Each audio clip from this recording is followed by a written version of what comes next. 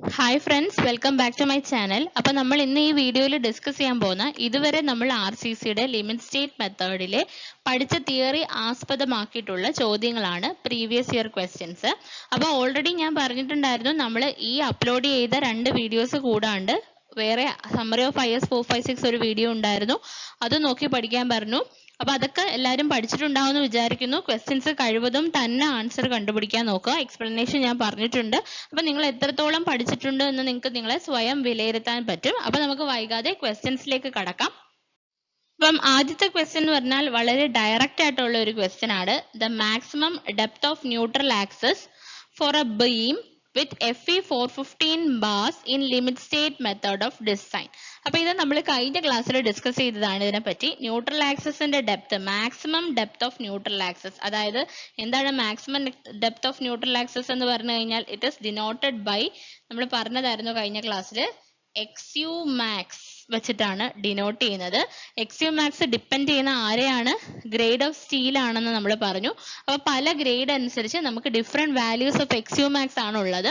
അപ്പൊ ഇവിടെ നമ്മുടെ ക്വസ്റ്റിനിൽ ചോദിച്ചിരിക്കുന്നത് Fe 415 ബാർസിന്റെ maximum depth of neutral axis, അതായത് XU max for Fe 415 bars ആണ് ചോദിച്ചിരിക്കുന്നത്. ഇത് IS 456 ഡയറക്ട്ലി തന്നിട്ടുള്ള ടേബിളിൽ നിന്നുള്ള ഡയറക്റ്റ് ഒരു ക്വസ്റ്റ്യൻ ആണ്. ഞാൻ പറഞ്ഞായിരുന്നു A ലെവലിൽ ഇഷ്ടം പോലെ കണ്ടുവരുന്ന ഒരു ക്വസ്റ്റ്യൻ ആണിത്. അപ്പം ആ ടാബുല കോളം ഇനിയും ആരെങ്കിലും പഠിച്ചിട്ടില്ലെങ്കിൽ ആ ടാബുല കോളം മസ്റ്റ് ആയിട്ടും പഠിച്ചു വെക്കുക. അപ്പൊ ഇവിടെ ആൻസർ ഏതായിരിക്കും വരുന്നത്? എല്ലാവർക്കും അറിയാമെന്ന് വിചാരിക്കുന്നു. Fe 415 വരുമ്പോഴത്തേക്ക് ഓപ്ഷൻ ബി ആണ് വരുന്നത്. 0.48D ആണ് വരുന്നത്. Okay, 0.48D. ആ ടാബുല കോളം ഒക്കെ നമ്മൾ ഇന്നലെ ഡിസ്കസ് ചെയ്തതാണ്, കഴിഞ്ഞ ക്ലാസ്സിൽ ഡിസ്കസ് ചെയ്തതാണ്. അപ്പൊ ഇവിടെ ആൻസർ ഓപ്ഷൻ ബി ആണ്, 0.48D, where D is the effective depth. D എന്ന് പറഞ്ഞാൽ എന്താണ്? എഫക്റ്റീവ് ഡെപ്ത് ആണ്. ഓക്കെ, അപ്പം maximum depth of neutral axis വളരെ ഇമ്പോർട്ടന്റ് ആണ്. അതുകൊണ്ട് തന്നെ ഞാൻ ഒന്നുകൂടി പറയാം. നമ്മുടെ ഗ്രേഡ് ഓഫ് സ്റ്റീൽ FY ആണ്, ആൻഡ് ഇഫ് XU max ആണ് നമ്മുടെ maximum depth of neutral axis എങ്കിൽ ഗ്രേഡ് ഓഫ് സ്റ്റീൽ അനുസരിച്ച് നമുക്ക് XU maxന്റെ വാല്യൂ മാറും. അപ്പൊ ഡിഫറെന്റ് ഗ്രേഡ്സ് ഓഫ് സ്റ്റീൽ ഏതൊക്കെയാണ് നമുക്കുള്ളത്? ആദ്യത്തേത് Fe 250, അത് കഴിഞ്ഞിട്ടോ Fe 415, പിന്നെ ഇതുകൂടി ഉണ്ട് നമുക്ക് Fe 500. ഇങ്ങനെ 3 ഗ്രേഡ് ആണ് നമ്മൾ IS 456 പറഞ്ഞിരിക്കുന്നത് അനുസരിച്ചുള്ള XU maxന്റെ വാല്യൂ. ഈ 3 വാല്യൂ കേവലം നിങ്ങൾ പഠിച്ചു വെച്ചാൽ മതി, 1 മാർക്ക് കിട്ടും. അപ്പൊ XU max ഞാൻ നേരത്തെ ആദ്യമേ പറഞ്ഞായിരുന്നു, സ്റ്റീലിന്റെ ഗ്രേഡ് എങ്ങനെ കൂടി വരും, XU maxന്റെ വാല്യൂ കുറഞ്ഞു വരും. അങ്ങനെ ഓർത്ത് വെച്ചാൽ മതി എന്ന് പറഞ്ഞിരുന്നു കഴിഞ്ഞ ക്ലാസ്സിൽ. ഓർമ്മയുണ്ടോ എന്ന് അറിയത്തില്ല. എന്നിരുന്നാൽ കൂടി അപ്പൊ Fe 250ക്ക് എത്ര ആയിരുന്നു വാല്യൂ? ഏറ്റവും വലിയ വാല്യൂ ആണെന്നൊക്കെ ഞാൻ പറഞ്ഞിട്ടുണ്ടായിരുന്നു. 0.53D ആണ് Fe 250ക്ക് വരുന്നത്. അതുപോലെ തന്നെ Fe 415 ആണെങ്കിൽ പിന്നെ അതിനുശേഷം വാല്യൂ കുറയും, 0.48D വരും. ആൻഡ് ലാസ്റ്റ് വൺ Fe 500 ആണ് ഏറ്റവും കുറവ്, 0.46D ആണ്. ഓക്കെ, അപ്പൊ ഇത്രയുമാണ് 3 വാല്യൂസ്. ഇവിടെ നമ്മുടെ ക്വസ്റ്റ്യൻ ചോദിച്ചിരുന്നത് Fe 415 ആണ്. അപ്പൊ അതിന്റെ ആൻസർ വരുന്നത് 0.48D ആണ് കേട്ടോ. അപ്പൊ ഈ ടാബുല കോളം വീണ്ടും ഞാൻ പറയാണ്, ഇറ്റ്സ് വെരി ഇമ്പോർട്ടന്റ്. ഇത് എന്തിരുന്നാലും പഠിച്ചു വെക്കുക. അടുത്ത ക്വസ്റ്റ്യൻ വളരെ സിമ്പിൾ ആണ്. The partial safety factor for concrete and steel respectively may be taken as. ഇതൊരു IS 456ന്റെ ഒരു ക്ലോസ് ആയിട്ട് പറഞ്ഞിട്ടുണ്ട്. ആ ക്ലോസും ഒക്കെ നമ്മൾ ഡിസ്കസ് ചെയ്തതാണ് ഫസ്റ്റ് വീഡിയോയിൽ. എത്രയാണ് partial safety factor for concrete and steel? കോൺക്രീറ്റിന് 1.5ഉം അതുപോലെ തന്നെ സ്റ്റീലിന് എത്രയാണ്? 1.15. ഓപ്ഷൻ എ ആണ് കറക്റ്റ് ആൻസർ വരുന്നത്. ഇത് വളരെ സിമ്പിൾ ആണ്. ബാക്കി ഓപ്ഷനകത്തൊന്നും ഇത് തിരിച്ച് അങ്ങോട്ടും ഇങ്ങോട്ടും തരാത്തത് കൊണ്ട് നിങ്ങൾക്ക് കൺഫ്യൂഷൻ വരത്തില്ല. അല്ലെങ്കിൽ തന്നെ കാര്യം അറിഞ്ഞ് പഠിച്ചവർക്ക് ആർക്കും ഇതൊരു കൺഫ്യൂഷൻ വരുന്ന ക്വസ്റ്റ്യൻ അല്ല. എന്താണ്? Partial safety factor of concrete and steel respectively may be taken as 1.5 and 1.15. കോൺക്രീറ്റിന് 1.5ഉം നമ്മുടെ കോൺക്രീറ്റിന് എത്രയാണ്? 1.5ഉം അതുപോലെ തന്നെ നമ്മുടെ സ്റ്റീലിന് എത്രയാണ്? 1.151. ഇത് വളരെ ഇമ്പോർട്ടന്റ് ആണ്, ഈ പാർഷ്യൽ സേഫ്റ്റി ഫാക്ടറിന്റെ വാല്യൂ എന്ന് പറയുന്നത്. ഓക്കെ, അടുത്ത ക്വസ്റ്റ്യൻ നോക്കാം. The characteristic strength of concrete in actual structure is taken as. ഇത് നമ്മൾ ഡിസ്കസ് ചെയ്ത ഡയറക്റ്റ് ഒരു ക്വസ്റ്റ്യൻ ആണ്. അപ്പൊ ഞാൻ പറഞ്ഞല്ലോ കഴിഞ്ഞ രണ്ട് വീഡിയോസ് നിങ്ങൾ കണ്ടു കഴിഞ്ഞാൽ തന്നെ ഒരുവിധം നമ്മുടെ DCS ഡിസൈൻ ഓഫ് കോൺക്രീറ്റ് സ്ട്രക്ചേഴ്സിലെ ക്വസ്റ്റ്യൻസ് നിങ്ങൾ ഫെമിലിയർ ആണ്. ഓക്കെ, പിന്നെ ബാക്കിയുള്ളതുണ്ട് ബീമും കോളം സ്ലാബും സ്റ്റെയർ കേസ് ഒക്കെ നമുക്ക് പഠിക്കാനുണ്ട്. അപ്പൊ അതിന്റെയൊക്കെ കോഡൽ പ്രൊവിഷൻസ് നമ്മൾ ഇതുപോലെ തന്നെ നമ്മൾ കൺസെപ്റ്റ് വെച്ച് പഠിച്ചു കഴിഞ്ഞാൽ മറന്നു പോകത്തില്ല. ഓക്കെ, അപ്പൊ ഇവിടെ എന്താണ് question? The characteristic strength of concrete in the actual structure is taken as. എന്തായിരിക്കും ആൻസർ വരുന്ന? ആക്ച്വൽ സ്ട്രക്ചറിൽ എത്രയാണ് ക്യാരക്ടറിസ്റ്റിക് സ്ട്രെങ്ത് എന്ന് പറഞ്ഞു കഴിഞ്ഞാൽ നമ്മളിവിടെ കഴിഞ്ഞ ക്ലാസ്സിൽ ഡിസ്കസ് ചെയ്യാണ്. ഇവിടെ ഓപ്ഷൻ എത്ര വരും? ഓപ്ഷൻ സി വരും. ഓപ്ഷൻ സി ആണ് കറക്റ്റ് ആൻസർ. 0.67 FCK ആണ് വരുന്നത്. അപ്പൊ ഇവിടെ വരുന്ന ആൻസർ എന്ന് പറഞ്ഞാൽ ഓപ്ഷൻ സി 0.67 FCK ആണ് വരുന്നത്. അപ്പൊ എങ്ങനെയാ വന്നതെന്നൊക്കെ അറിയാലോ, നമ്മൾ പറഞ്ഞായിരുന്നു FCK ആണ് നമ്മുടെ കംപ്രസീവ് സ്ട്രെങ്ത് എങ്കിൽ നമ്മൾ എന്ത് ചെയ്യും? FCK നമ്മൾ എടുക്കത്തില്ല. FCKക്കാളും കുറവാണ് നമ്മുടെ സ്ട്രെങ്ത് എന്ന് അസ്യൂം ചെയ്ത് നമ്മൾ FCK ആരെ കൊണ്ട് ഡിവൈഡ് ചെയ്യും? പാർഷ്യൽ സേഫ്റ്റി ഫാക്ടർ ആയ 1.5 കൊണ്ട് ഡിവൈഡ് ചെയ്യും. അപ്പൊ നമുക്ക് കിട്ടുന്ന വാല്യൂ ആണ് 0.67 FCK. ഓക്കെ, അപ്പൊ ഇത് ഓർത്ത് വെക്കുക. ഇതാണ് സെന്റൻസ്. എന്താണ്? Characteristic strength of concrete in actual structure is taken as. അപ്പൊ അത് ഓർത്ത് വെക്കുക. ഈ ക്വസ്റ്റ്യൻ ഇമ്പോർട്ടന്റ് ആണ്. The characteristic strength of concrete in actual structure is taken as 0.67 FCK ആണ്. ഓക്കെ, അടുത്ത ക്വസ്റ്റ്യൻ നോക്കാം. In limit state of collapse against flexure the maximum strain in tension reinforcement at failure shall not be less than. അപ്പൊ നമ്മൾ assumptions പറഞ്ഞ കൂട്ടത്തിൽ പറഞ്ഞിട്ടുണ്ടായിരുന്നു എല്ലാ അസംഷന്റെ സ്റ്റേറ്റ്മെന്റിൽ ഓരോ വേർഡ്സും നിങ്ങൾ ശ്രദ്ധിച്ച് പഠിച്ചോളൂ. അതിൽ നിന്ന് ഓരോ ക്വസ്റ്റ്യൻസ് ഫോം ചെയ്യും. അത് തന്നെയാണ് ഇവിടെയും ഉള്ളത്. അപ്പൊ അതിൽ നിന്ന് വരുന്ന ക്വസ്റ്റ്യൻ തന്നെയാണ്. അപ്പൊ നിങ്ങൾ ഇനിയും അസംഷൻസ് ശ്രദ്ധിച്ച് പഠിച്ചിട്ടില്ലാത്തവർ ഓരോ വേർഡ്സും ശ്രദ്ധിച്ച് ഓരോ അസംഷൻസും ശ്രദ്ധിച്ച് പഠിച്ചോളൂ. അതിൽ നിന്ന് നിങ്ങൾക്ക് എന്തായാലും ക്വസ്റ്റ്യൻ കിട്ടും. അപ്പൊ ഇവിടെ എന്താണ് ചോദിച്ചിരിക്കുന്നത്? Maximum strain in tension reinforcement at failure. അപ്പൊ നമ്മുടെ ടെൻഷൻ റീഇൻഫോഴ്സ്മെന്റിലുള്ള ഫെയിലറിന്റെ സമയത്തുള്ള maximum strain shall not be less than, എത്രയിൽ കുറയാൻ പാടില്ല എന്നുള്ളതാണ് നമ്മുടെ ക്വസ്റ്റ്യൻ. അപ്പൊ നമ്മൾ ഡിസ്കസ് ചെയ്ത കാര്യമാണ്. എന്നിരുന്നാൽ കൂടി നമുക്ക് ഒന്നുകൂടെ പറയാം. നമുക്കൊരു റെക്ടാങ്കുലർ ബീം ഉണ്ടെന്ന് വിചാരിക്കുക. റെക്ടാങ്കുലർ ബീം ഉണ്ട് ആൻഡ് റെക്ടാങ്കുലർ ബീമിന്റെ ന്യൂട്രൽ ആക്സിസ് ഇത് ഇങ്ങനെ പോകുന്നു. താഴെ നമുക്ക് ആരുണ്ട്? സ്റ്റീൽ ഉണ്ട്. മുകളിൽ ആരാണ്? കംപ്രഷൻ ആണ്. അപ്പൊ നമ്മുടെ സ്ട്രെയിൻ ഡയഗ്രാം എന്ന് പറഞ്ഞാൽ നമ്മൾ ലീനിയർ ആണെന്ന് പറഞ്ഞായിരുന്നു. ഔട്ടർ മോസ്റ്റ് കംപ്രഷൻ ഫൈബറിൽ എത്ര ആണ് വരുന്നത്? 0.0035 ആണ് വരുന്നതെന്ന് പറഞ്ഞു. ഇനി നമുക്ക് എന്താണ് ചോദിച്ചിരിക്കുന്നത്? നമ്മുടെ ടെൻഷൻ റീഇൻഫോഴ്സ്മെന്റിലുള്ള സ്ട്രെയിന്റെ വാല്യൂ ആണ് ചോദിച്ചിരിക്കുന്നത്. അത് എത്രയിൽ കുറയാൻ പാടില്ല എന്നുള്ളതായിരുന്നു നമ്മുടെ answer. 0.002 plus FY by 1.15 ES. ഇവിടെ കണ്ടോ, തേർഡ് ക്വസ്റ്റ്യൻ ചിലപ്പോൾ നിങ്ങൾ 0.87 ഒക്കെ കണ്ടിട്ട് പെട്ടെന്ന് പോയി അങ്ങ് എഴുതാൻ സാധ്യതയുണ്ട്. എന്താണ് ആക്ച്വലി വരുന്നത്? നിങ്ങൾ ഒരു കാര്യം മനസ്സിലാക്കുക. ഒന്നെങ്കിൽ ഈ ഓപ്ഷൻ, അതായത് ഓപ്ഷൻ ഡി നിങ്ങൾക്ക് തരും 0.002 പ്ലസ് FY by 1.15 ES. അതല്ലെങ്കിൽ ഈ FY by 1.15 ഡിവൈഡ് ചെയ്ത് നിങ്ങൾക്ക് എന്ത് കിട്ടും? 0.002 പ്ലസ് എന്ത് തരും? 0.87 FY by ES. ഇങ്ങനെ എഴുതിയാലും ശരി തന്നെയാണ്, അല്ലെങ്കിൽ ഓപ്ഷൻ ഡിയും ശരി തന്നെയാണ്. അപ്പം ക്വസ്റ്റ്യൻ വായിച്ചതിന് ശേഷം 4 ഓപ്ഷനും ഒന്ന് നന്നായി നോക്കിയിട്ട് ഏറ്റവും അപ്രോപ്രിയേറ്റ് ആയിട്ടുള്ള ഓപ്ഷൻ തിരഞ്ഞെടുക്കുക. അപ്പൊ ഇവിടെ ഈ ആൻസറും കൂടെ ഓർത്ത് വെക്കുക. 0.0035 എന്ന് പറഞ്ഞാൽ മാക്സിമം സ്ട്രെയിൻ ഇൻ കംപ്രഷൻ ചോദിച്ചു കഴിഞ്ഞാൽ അത് എഴുതുക.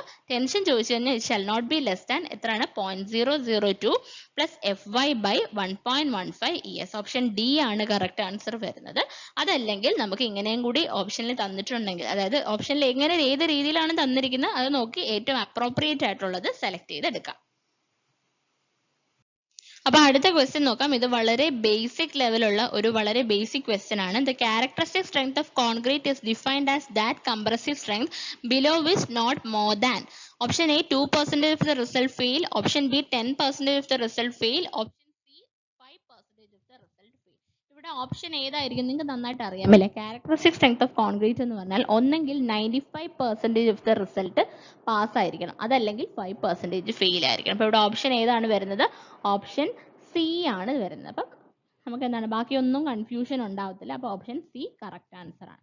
ഓക്കെ, അപ്പം here your correct answer is option C. 5% of the result fail ആകുന്ന ആ particular strength below which not more than 5% of result fail ആണ് എന്ത് നമ്മുടെ ക്യാരക്ടറിസ്റ്റിക് കംപ്രസീവ് സ്ട്രെങ്ത് എന്ന് പറഞ്ഞു കഴിഞ്ഞാൽ. ഇനി ഓപ്ഷൻ സി ആണ് കറക്റ്റ് ആൻസർ വരിക.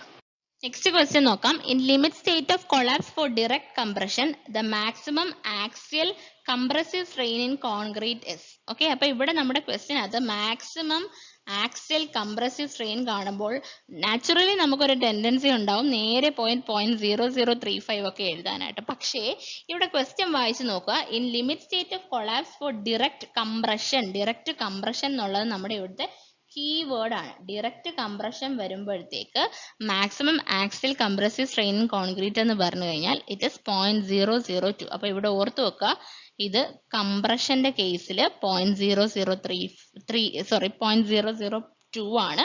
0.0035 എവിടെയാണ് വരുന്നത്? ബെൻഡിങ് അഥവാ ഫ്ലെക്ചർ എന്നൊക്കെ പറയുമ്പോഴാണ് നമ്മൾ 0.0035 അഡോപ്റ്റ് ചെയ്യേണ്ടത്. കംപ്രഷൻ വന്നു കഴിഞ്ഞാൽ ആരാണ്? 0.002 ആണ്. അപ്പം ഓപ്ഷൻസ് വായിച്ച് ക്വസ്റ്റ്യൻ നല്ലപോലെ വായിച്ച് ആൻസർ ചെയ്യാം. അടുത്ത ക്വസ്റ്റ്യൻ നമ്മുടെ IS 456 കൊടുത്തിരിക്കുന്ന അതേ സെന്റൻസ് ആണ്. As per IS 456/2000 in the absence of test data the approximate value of total shrinkage strain for design may be taken as. അതായത് ടെസ്റ്റ് ഡേറ്റയുടെ അഭാവത്തിൽ നമ്മുടെ total shrinkage strain for design എത്രയായിട്ട് എടുക്കാം എന്നുള്ളതാണ് നമ്മുടെ ചോദ്യം. ഇവിടെ ആൻസർ ഓപ്ഷൻ ഡി 0.003 ആണ്. ഇതിനകത്ത് ഒന്നും ഇല്ല ഓർക്കാനായിട്ട്. നമ്മുടെ ഒരു ക്ലോസ് പ്രകാരം 6.2.4.1 പ്രകാരം അതിനകത്ത് പറഞ്ഞിട്ടുണ്ട് in absence of test data the approximate value of total shrinkage strain for design may be taken as 0.0003. അതായത് കഴിഞ്ഞിട്ട് 303. അപ്പൊ ഇത് ഞാൻ ഇതേ ക്ലോസ് ഞാൻ ക്യാപ്സ്യൂൾ ക്ലാസ്സസ് ആയിട്ട് അവസാനം RCC നമ്മുടെ സെപ്റ്റംബർ 24th എക്സാമിനോട് അടുപ്പിച്ച് ക്യാപ്സ്യൂൾ ക്ലാസ്സസ് ഇട്ടിട്ടുണ്ടായിരുന്നു. അപ്പൊ അതിനകത്ത് നമ്മുടെ RCC വരുന്ന ഡിസൈൻ ക്ലാസ്സിനകത്ത് ഞാൻ ഈ ക്ലോസ് കാണിച്ചിട്ടുണ്ടായിരുന്നു, അത് എക്സ്പ്ലെയിൻ ചെയ്തിട്ടുണ്ട്. അപ്പൊ ആ വീഡിയോ കണ്ടിട്ടില്ലാത്തവർ ആ വീഡിയോ ഒന്ന് റെഫർ ചെയ്യുക. അപ്പൊ അതിനകത്ത് കുറേ ബേസിക് ക്ലോസുകൾ നമ്മൾ ഡിഫൈൻ ചെയ്യുകയും പഠിപ്പിക്കുകയും ചെയ്തിട്ടുണ്ടായിരുന്നു. അപ്പൊ അതിനകത്ത് ഞാനിത് പറഞ്ഞിട്ടുണ്ടായിരുന്നു. അപ്പം ഇതേ സെയിം ക്ലോസ് തന്നെയാണ് നമ്മുടെ കോഡിലും പറഞ്ഞിട്ടുള്ളത്. In the absence of test data approximate value of total shrinkage strain for design may be taken as 0.0003. അടുത്ത ക്വസ്റ്റ്യൻ, നമ്മൾ നേരത്തെ ഒരു ക്വസ്റ്റ്യൻ കണ്ടായിരുന്നു, കോൺക്രീറ്റിന്റെയും സ്റ്റീലിന്റെയും പാർഷ്യൽ സേഫ്റ്റി ഫാക്ടർ എത്രയാണെന്ന് ചോദിച്ചിട്ട്. അത് തമ്മിൽ തിരിഞ്ഞു പോകത്തില്ല ഞാൻ പറഞ്ഞിരുന്നു അല്ലേ, നമുക്ക് തിരിഞ്ഞു പോകാൻ സാധ്യതയില്ലെന്ന്. തിരിഞ്ഞു പോകത്തില്ല എന്ന് പറയാനുള്ള കാരണമാണ് ഈ ചോദ്യം ഇതിൽ നിന്ന് നിങ്ങൾക്ക് കിട്ടുന്നത്. ഓക്കെ, അപ്പൊ partial safety factor for concrete and steel are 1.5 and 1.15 respectively. Because ഇവിടെ എന്താണ് ചോദ്യം എന്ന് വെച്ച് കഴിഞ്ഞാൽ partial safety factor for concrete എന്ന് പറഞ്ഞാൽ 1.5ഉം അതുപോലെ തന്നെ സ്റ്റീൽ 1.15 ആണ്. എന്താണ് കാരണം എന്നാണ് ചോദിച്ചിരിക്കുന്നത്. എന്താണ് കാരണം? നമ്മുടെ കോൺക്രീറ്റിന് പാർഷ്യൽ സേഫ്റ്റി ഫാക്ടർ കൂടുതലും സ്റ്റീലിന് കുറവുമാണ്. അത് എന്താണ് കാരണം എന്ന് വെച്ച് കഴിഞ്ഞാൽ സ്റ്റീൽ എപ്പോഴും നമ്മൾ സ്റ്റീൽ പ്ലാന്റ്സിലാണ് മാനുഫാക്ചർ ചെയ്യുന്നത്. അതായത് വളരെ കൺട്രോൾഡ് ആയിട്ടുള്ള കണ്ടീഷൻസിൽ സ്റ്റീൽ പ്ലാന്റ്സിലാണ് നമ്മൾ സ്റ്റീൽ ഉണ്ടാക്കുന്നത്. പക്ഷെ അതേസമയം കോൺക്രീറ്റ് ആണെങ്കിൽ നമുക്ക് ക്വാളിറ്റി അല്ലെങ്കിൽ നമ്മുടെ ക്വാളിറ്റി കൺട്രോൾ എന്ന് പറയുന്ന പല സാമ്പിൾ എടുത്ത് ടെസ്റ്റ് ചെയ്യാണ് ഒത്തിരി ലിമിറ്റേഷൻ ഉണ്ട്. അപ്പൊ അതുകൊണ്ട് തന്നെ നമ്മൾ കോൺക്രീറ്റ് നമ്മൾ വിചാരിക്കുന്ന അത്ര ക്വാളിറ്റിയോട് കൂടി കിട്ടത്തില്ല. അതുകൊണ്ട് കോൺക്രീറ്റ് നമ്മൾ കൂടുതൽ ഫാക്ടർ ഓഫ് സേഫ്റ്റിയും സ്റ്റീലിന് വളരെ കുറവുമാണ്. വളരെ എന്ന് വെച്ച് കഴിഞ്ഞാൽ കോൺക്രീറ്റിനെ അപേക്ഷിക്കുമ്പോൾ കുറവാണ് കൊടുക്കുന്നത്. അപ്പൊ ഇവിടെ ഓപ്ഷൻസ് തന്നിട്ടുണ്ട്. Concrete is heterogeneous while steel is homogeneous ആണ് എ ഓപ്ഷൻ തന്നിരിക്കുന്നത്. ഓപ്ഷൻ ബി തന്നിരിക്കുന്ന quality control on quality of concrete is not good as steel. Concrete is weak in tension. Option C. Option D, voids in concrete are 0.5% while those in steel are 0.15%. അപ്പൊ ഇതൊക്കെ വെറുതെ പറയാണ്. അപ്പൊ option B ആണ് നമ്മുടെ correct answer. എന്താണ് വരുന്നത്? The control on quality of concrete is not as good as steel. Quality കൺട്രോളിന്റെ പ്രശ്നം കൊണ്ടാണ് നമ്മൾ ഈ പാർഷ്യൽ സേഫ്റ്റി ഫാക്ടറിനകത്ത് ഒരു വ്യത്യാസം വരുന്നത്. കോൺക്രീറ്റിന് കൂടുതലും സ്റ്റീലിന് കുറവും വരുന്നത്.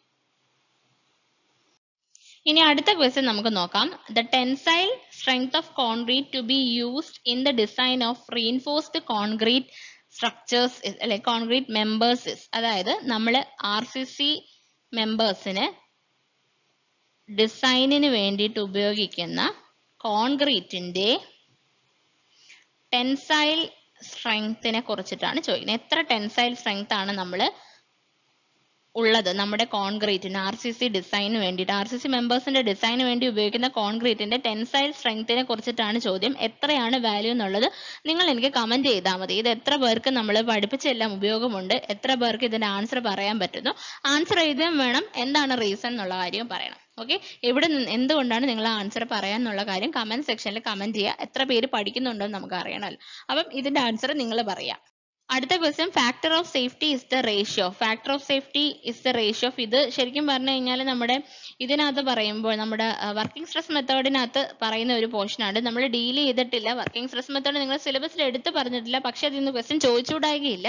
അപ്പൊ ഈ ക്വസ്റ്റ്യൻ ഒന്ന് ഓർത്ത് വെക്കുക. Factor of safety is the ratio of yield stress to working stress. Option A ആണ് കറക്റ്റ് ആൻസർ വരുന്നത്. നമുക്ക് ഈ പോർഷൻസ് ഒക്കെ ഒന്ന് കഴിഞ്ഞിട്ട് ലാസ്റ്റ് ഞാനൊന്ന് വർക്കിംഗ് സ്ട്രെസ് മെത്തേഡ് പറഞ്ഞു തരുന്നതാണ് ഒരു ക്ലാസ്സിൽ കേട്ടോ. അപ്പൊ factor of safety is the ratio of yield stress to working stress ആണ് ആൻസർ. ഓപ്ഷൻ എ ആണ് കറക്റ്റ് ആൻസർ. ഇത് ഒരുപാട് തവണ PSC ചോദിച്ച ക്വസ്റ്റ്യൻ ആണ് കേട്ടോ. ഇപ്പൊ കഴിഞ്ഞ എക്സാംസിനൊന്നും ചോദിച്ചിട്ടില്ലെങ്കിലും പണ്ടൊക്കെ ഇത് സ്ഥിരം ചോദിക്കുന്ന ഒരു ക്വസ്റ്റ്യൻ ആയിരുന്നു. അടുത്ത ക്വസ്റ്റ്യൻ എന്ന് പറഞ്ഞാൽ, in a singly reinforced beam if the permissible stress in concrete reaches earlier than that in steel beam section is called. ഇങ്ങനെ ഒരു ക്വസ്റ്റ്യൻ പണ്ടൊരു സമയത്ത് ഈ ക്വസ്റ്റ്യൻ പേപ്പറിൽ സ്ഥിരം വരുന്ന ഒരു ക്വസ്റ്റ്യൻ ആണ്. ഒന്നെങ്കിൽ ഇങ്ങനെ ചോദിക്കാം, permissible stress in concrete reaches earlier than that in the steel. അതായത് സ്റ്റീലിന്റെ പെർമിസിബിൾ സ്ട്രെസ് എത്തുന്നതിന് മുന്നേ ആർക്ക് പെർമിസിബിൾ സ്ട്രെസ് എത്തി? കോൺക്രീറ്റിന് എത്തി. അങ്ങനെയാണെങ്കിൽ ആ സെക്ഷനെ നമ്മൾ എന്ത് പേരിട്ട് വിളിക്കും? ഇനി നേരെ തിരിച്ച് പറയാം, permissible stress in steel reaches earlier than that in concrete. അങ്ങനെയാണെങ്കിൽ ആ സെക്ഷനെ എന്ത് പേരിട്ട് വിളിക്കും?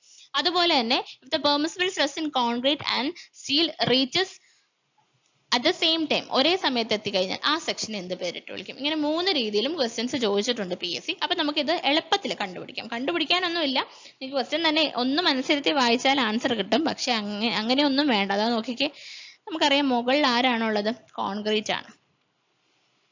താഴെ ആരുണ്ട്? നമ്മുടെ സ്റ്റീലുണ്ട്. ഇവിടെ നടുക്കായിട്ട് ആരുണ്ട്? നമ്മുടെ ആക്ച്വൽ ന്യൂട്രൽ ആക്സസ് ഉണ്ടല്ലേ, ന്യൂട്രൽ ആക്സസ് ഉണ്ട്. ഇവിടെ എന്താ പറഞ്ഞിരിക്കുന്നത്? Permissible stress in concrete reaches earlier than that in the steel. അതായത് കോൺക്രീറ്റിന്റെ പെർമിസിബിൾ സ്ട്രെസ് എത്തിക്കഴിഞ്ഞു, അതായത് ഈ പോയിന്റിൽ എത്തിക്കഴിഞ്ഞു കോൺക്രീറ്റ്. പക്ഷെ സ്റ്റീലിന് ഇനി കുറച്ച് സമയം കൂടി ഉണ്ട്. സ്റ്റീലിന്റെ ഇവിടെ എവിടെയെങ്കിലും എത്തിയിട്ടുള്ളൂ, മൊത്തം എത്തിയിട്ടില്ലെന്ന് വിചാരിച്ചോളൂ. അപ്പൊ നമുക്ക് ഇവിടെ ഏതെങ്കിലും ഒരു പോയിന്റിലാണ് സ്റ്റീൽ നിൽക്കുന്നത്, ഇവിടാണ് നമ്മുടെ കോൺക്രീറ്റിന്റെ പെർമിസ്. അപ്പൊ നമ്മൾ ഇതിങ്ങനെ ഒന്ന് യോജിപ്പിച്ച് വരച്ചു. അപ്പൊ നമ്മുടെ ആക്ച്വൽ ന്യൂട്രൽ ആക്സസ് എന്ന് പറഞ്ഞാൽ എവിടെ വരും? N dash A dash കൊണ്ട് റെപ്രസെന്റ് ചെയ്യാണ്. നമ്മുടെ ഒറിജിനൽ ന്യൂട്രൽ ആക്സസിന്റെ താഴെ വരും. അപ്പൊ ന്യൂട്രൽ ആക്സസിന്റെ ഡെപ്ത് ഒറിജിനൽ ന്യൂട്രൽ ആക്സസിന്റെ ഡെപ്തിനേക്കാൾ കൂടിയതായതുകൊണ്ട് ഇത് എന്ത് സെക്ഷൻ ആണ്? Over reinforced section. അപ്പൊ നമ്മുടെ ക്വസ്റ്റ്യൻ പ്രകാരം നമ്മുടെ ആൻസർ എന്ന് പറഞ്ഞു കഴിഞ്ഞാൽ ഓപ്ഷൻ ബി വരും. ഓവർ റീഇൻഫോഴ്സ്ഡ് സെക്ഷൻ ആണ് നമ്മുടെ ആൻസർ വരുന്നത്. ഓക്കെ, ഇനി അതെല്ലാം നേരെ തിരിച്ചാ തന്നിരിക്കുന്നത് നോക്കിക്കോ. If the permissible stress in steel reaches earlier. അപ്പൊ നമുക്ക് ഇതേപോലെ തന്നെ വരയ്ക്കാം. കോൺക്രീറ്റ് ഉണ്ട്, നമുക്കിവിടെ സ്റ്റീൽ ഉണ്ട്, ഇവിടെ നടുക്കായിട്ട് നമ്മുടെ ആരുണ്ട്? ന്യൂട്രൽ ആക്സസ് ഉണ്ട്, original neutral access, actual neutral access. Okay, അപ്പൊ ഇവിടെ നമ്മുടെ സ്റ്റീൽ എത്തി, പക്ഷേ നമ്മുടെ കോൺക്രീറ്റിന് ഇനി കുറച്ചും കൂടി ഉണ്ട് സ്ഥലം പോവാനായിട്ട്. അപ്പൊ നമുക്ക് ഇവ തമ്മിലൊന്ന് യോജിപ്പിക്കുക. ഇവിടെ കോൺക്രീറ്റ് ഉണ്ട്, ഇവിടെ. അപ്പം നമ്മുടെ ന്യൂട്രൽ ആക്സസ് എവിടെ വരും? ഒറിജിനൽ ന്യൂട്രൽ ആക്സസിന്റെ മുകളിലായിട്ട് വരും. ദാറ്റ് മീൻസ് എന്താണ്? ഡെപ്ത് കുറവാണ്. സോ അതിന് എന്ത് പറയും നമ്മൾ? അണ്ടർ റീഇൻഫോഴ്സ്ഡ് സെക്ഷൻ എന്ന് പറയും. ഓക്കെ, ഇതാണ് കേസ് 2, ഇത് കേസ് 1. ഇനി ഒരു കേസ് 3 ഉണ്ട്. എന്തായിരിക്കും? ഇത് രണ്ടും സെയിം ആവുന്ന സമയത്ത്, അതായത് പെർമിസിബിൾ സ്ട്രെസ് ഇൻ കോൺക്രീറ്റും സ്റ്റീലും, കോൺക്രീറ്റിലുള്ള പെർമിസിബിൾ സ്ട്രെസ്സും അതുപോലെ തന്നെ സ്റ്റീലുള്ള പെർമിസിബിൾ സ്ട്രെസ്സും ഒരുമിച്ച് എത്തപ്പെടുന്ന അവസ്ഥ, അതിനെന്ത് നമ്മൾ പറയും? അങ്ങനെയുള്ള സെക്ഷനെ നമ്മൾ എന്ത് പേരിട്ടാണ് വിളിക്കുന്നത്? It is called as balanced section. Balanced section എന്ന് പറയും.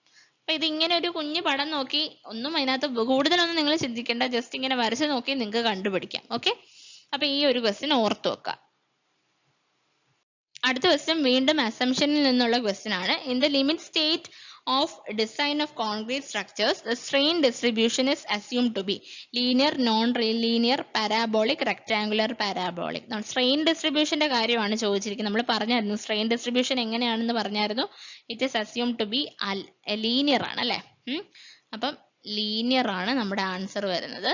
ഓപ്ഷൻ ബി ആണ് കറക്റ്റ് ആൻസർ വരുന്നത്. അപ്പം സ്ട്രെയിൻ ഡിസ്ട്രിബ്യൂഷൻ എന്ന് പറഞ്ഞു കഴിഞ്ഞാൽ it is linear. Option A ആണ് കറക്റ്റ് ആൻസർ. നമ്മുടെ question M15 grade of concrete approximates dash mix. M15 കോൺക്രീറ്റിന്റെ മിക്സ് പ്രപ്പോർഷൻ ആണ് ചോദിച്ചിരിക്കുന്നത്. അപ്പൊ നമുക്ക് മിക്സ് പ്രപ്പോർഷൻ എല്ലാം ഒന്ന് നോക്കാം. അറിയാവുന്നതായിരിക്കും, എന്നിരുന്നാൽ കൂടി ഒന്ന് ബ്രഷ് അപ്പ് ചെയ്തെടുത്തോളൂ. M5 ആണ് ആദ്യമേ നമുക്ക് തുടങ്ങുന്നത്. എത്രയാണ് M5യുടെ 1:5:10. ഇത് ഓർക്കാൻ എളുപ്പമാണ്. M5യുടെ നടുക്ക് വരുന്നത് 5 തന്നെയാണ്. അടുത്ത ഏതാണ്?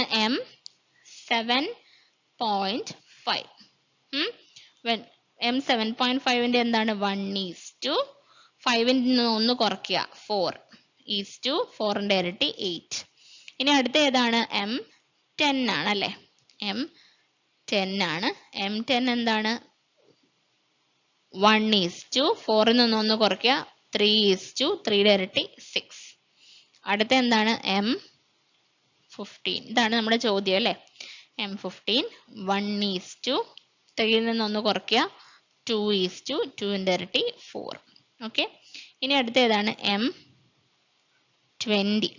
M20 വരുമ്പോഴത്തേക്ക് 1:2 നിന്ന് 1 അല്ല കുറയ്ക്കേണ്ടത്, 0.5 ആണ്. 1:1.5:3.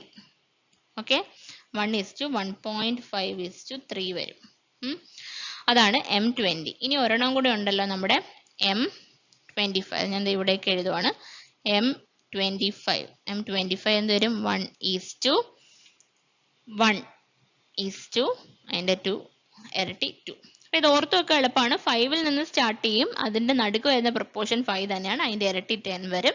7.5 വരുമ്പോൾ 1 കുറയും, 4:2 അതിന്റെ ഇരട്ടി 8.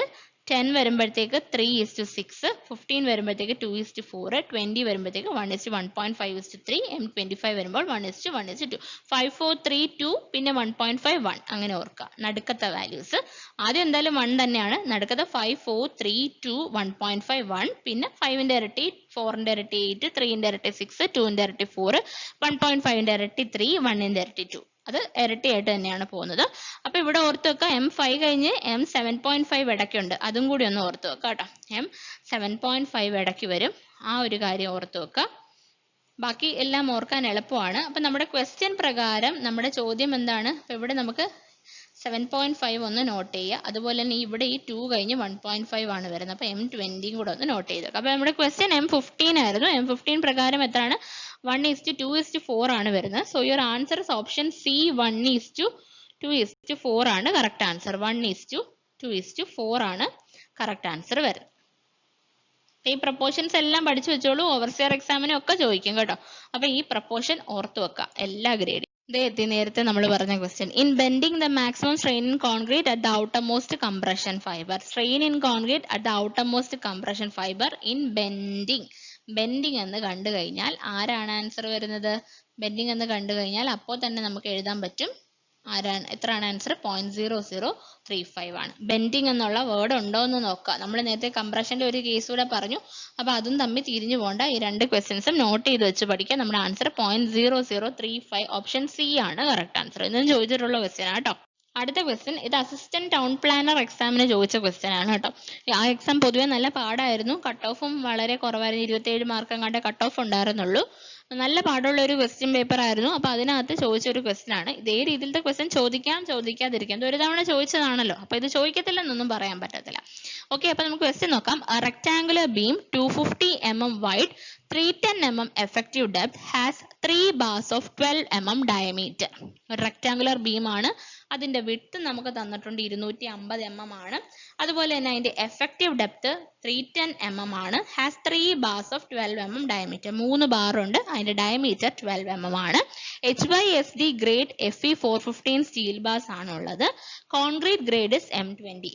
കോൺക്രീറ്റ് ഗ്രേഡ് M20 ആണ്. The ultimate moment of resistance of the beam. Ultimate moment of resistance of the beam ആണ് ചോദിച്ചിരിക്കുന്നത്. ഓക്കെ. അപ്പൊ ഇങ്ങനെ ക്വസ്റ്റ്യൻ വന്നു കഴിഞ്ഞാൽ നമ്മൾ ചെയ്യാൻ മൊമെന്റ് ഓഫ് റെസിസ്റ്റൻസ് കണ്ടുപിടിക്കാനാണ് ചോദിച്ചിരിക്കുന്നത്. അപ്പൊ ആദ്യം എന്താണ് നമ്മൾ കണ്ടുപിടിക്കേണ്ടത്? ഈ ബീം അണ്ടർ റീഇൻഫോഴ്സ്ഡ് ആണോ ഓവർ റീഇൻഫോഴ്സ്ഡ് ആണോ എന്നുള്ളതാണ് കണ്ടുപിടിക്കേണ്ടത്. ഓക്കെ. അപ്പൊ അണ്ടർ റീഇൻഫോഴ്സ്ഡ് ആണോ ഓവർ റീഇൻഫോഴ്സ്ഡ് ആണോ എന്ന് കണ്ടുപിടിക്കാൻ വേണ്ടിയിട്ട് ആദ്യം ആരെയാണ് നമ്മൾ കണ്ടുപിടിക്കേണ്ടത്? ആദ്യം നമുക്ക് XUന്റെ വാല്യൂ കണ്ടുപിടിക്കണം. അതിനുശേഷം നമുക്ക് ഗ്രേഡ് ഓഫ് സ്റ്റീൽ തന്നിട്ടുണ്ടല്ലോ FE 415 ആണെന്ന്. അതിൽ നിന്ന് നമുക്ക് XU മാക്സിന്റെ വാല്യൂ നമുക്ക് IS 456 പ്രകാരം അറിയണം അല്ലെ. IS 456/2000 പ്രകാരം XU മാക്സിന്റെ വാല്യൂ അറിയണം. എന്നിട്ട് ഇത് രണ്ടും കൂടെ കമ്പയർ ചെയ്യണം. XU greater than XU max ആണോ അഥവാ XU less than XU max ആണോ, എന്നിട്ട് വേണം നമ്മൾ മൊമെന്റ് ഓഫ് റെസിസ്റ്റൻസിന് ഏത് ഫോർമുലയാണ് ഉപയോഗിക്കുന്നത് എന്നുള്ളത് തീരുമാനിക്കുക. ഇത് കഴിഞ്ഞ ക്ലാസ്സിൽ നമ്മൾ പറഞ്ഞതാണ്. അപ്പൊ നമുക്ക് ആദ്യം എന്ത് കണ്ടുപിടിക്കണം? XU കണ്ടുപിടിക്കണം. നമുക്ക് XU കണ്ടുപിടിക്കാം. അപ്പൊ നമുക്ക് XU കണ്ടുപിടിക്കാം. XU കണ്ടുപിടിക്കാനുള്ള ഇക്വേഷൻ നമ്മൾ വന്നത് എങ്ങനെയാന്നൊക്കെ പറഞ്ഞായിരുന്നു. രണ്ടും കൂടി ഇക്വേറ്റ് ചെയ്ത് കൊടുത്തതാണ്. 0.36 FCK XUB is equal to 0.87 FIAC equate ചെയ്ത് കൊടുത്തു. അങ്ങനെയൊക്കെയാണ് വന്നത്. അപ്പൊ ആ ഒരു കാര്യം മനസ്സിലുണ്ടെങ്കിൽ ഇക്വേഷൻ കാണാതൊന്നും പഠിക്കണ്ട, നമുക്ക് ഓട്ടോമാറ്റിക്കലി എഴുതാൻ പറ്റും. അപ്പൊ നമ്മുടെ ഇക്വേഷൻ എന്തായിരുന്നു? 0.87 FYAST divided by 0.36 FCK B എന്ന് പറഞ്ഞാൽ വിഡ്ത്ത് ഓഫ് ദ ബീം. അപ്പൊ ഇവിടെ നോക്കിക്കേ, 0.87 കോൺസ്റ്റന്റ് ആണ്. FY നമുക്ക് തന്നിട്ടുണ്ട്, FE 415 ആണെന്ന് പറഞ്ഞിട്ടുണ്ട്.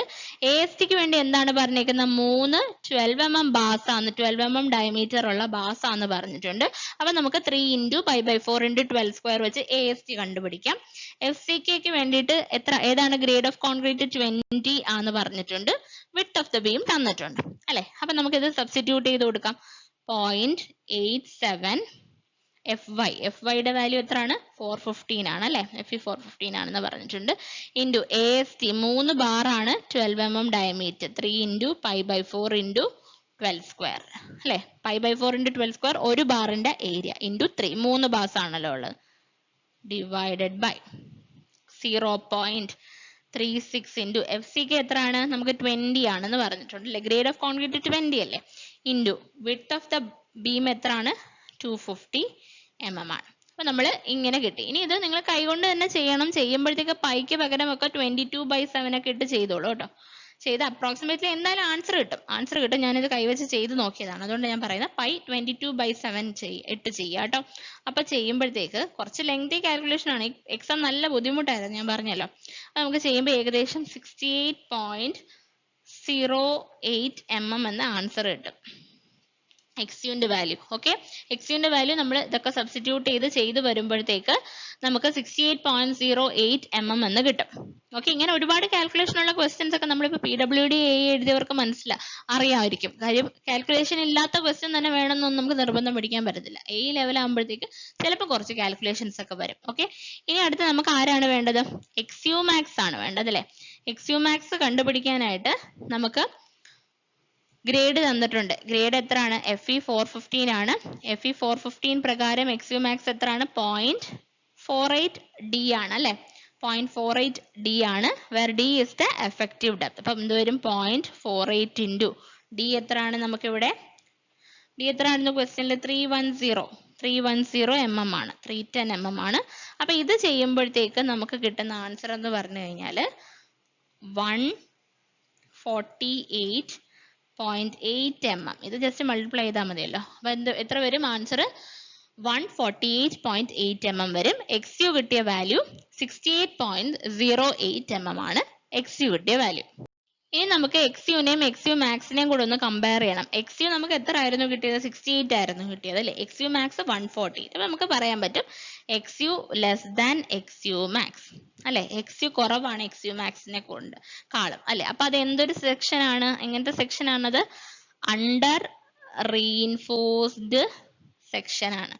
നമ്മുടെ മാക്സിമം ഡെപ്ത് ഓഫ് ന്യൂട്രൽ ആക്സസിനേക്കാളും നമ്മുടെ ഡെപ്ത് ഓഫ് ന്യൂട്രൽ ആക്സസ് കുറവാണ്. അതുകൊണ്ട് അത് എന്ത് സെക്ഷൻ ആണ്?